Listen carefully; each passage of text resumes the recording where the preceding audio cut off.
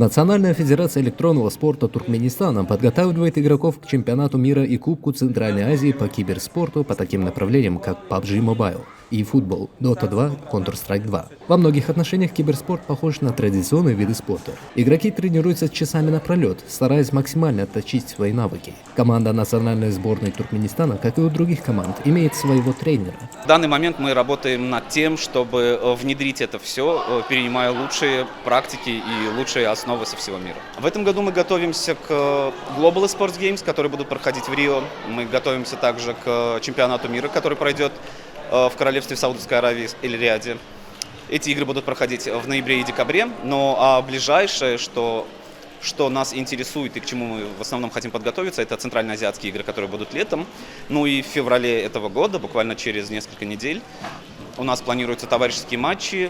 Будут играть Институт спорта и физкультуры Туркменистана против Самарского вуза, который следит не только за расписанием подготовки к матчам, но и за физической активностью каждого игрока. Как и в любом другом виде спорта, у киберспорта также есть свой инвентарь – мышь, клавиатура и наушники, которые имеются в специальных центрах для тренировок – буткемпах. Они предоставляются команде компании Аксбирлык Телсиматы. В национальную сборную Туркменистана по Dota 2 входит 6 игроков, 5 из которых в основном составе и 1 на замене. Игрокам платят полноценную зарплату, как и любому спортсмену. Одно из самых больших различий между киберспортом и классическими видами спорта заключается в том, как они транслируются. В то время как традиционный спорт по-прежнему многие смотрят по телевидению, киберспорт в основном живет в интернете. Киберспорт — это как тот же футбол. То есть футбол же спорт, мировой спорт.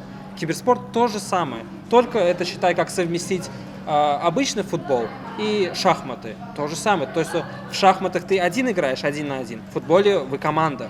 И то есть тоже стратегия, тоже нужно думать головой, тоже вы пятером, вы команда, вы друг друга именно хорошие качества, лучшие качества используете, чтобы победить. Это очень такой серьезный спорт на самом деле. Кроме того, киберспортивные турниры часто проходят в течение нескольких дней, а матчи могут транслироваться круглосуточно. На данный момент национальная сборная Туркменистана показывает хорошие результаты на международной арене по PUBG Mobile и футбол, Dota 2, Counter-Strike как среди женских, так и мужских командах. На последних центральноазиатских играх женская сборная Туркменистана по Counter-Strike 2 заняла 2-е место.